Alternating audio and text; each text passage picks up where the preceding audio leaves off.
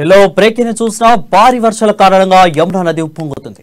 యమునా ఉగ్ర రూపం దాల్చడంతో దేశ రాజధాని ఢిల్లీతో పాటు పలు ప్రాంతాలు నీటి మునిగాయి. ఆగ్రాలో నది నీటి మట్టం 495.8 అడుగులు చేరింది. ఈ క్రమంలో చారిత్రాత్మక కట్టడం తాజ్ మహల్ గోడలను యమునా తాకింది. తాజ్ మహల్ యమునా వరద తాకడం 45 సంవత్సరాల తర్వాత ఇదే తొలిసారి. 1978లో వరదలు వచ్చిన సమయంలో తాజ్ను యమునా నది తాకింది. తాజ్ మహల్ వెనుక ఉన్న తోటను యమునా నది వరద నీటితో ముంచెత్తింది.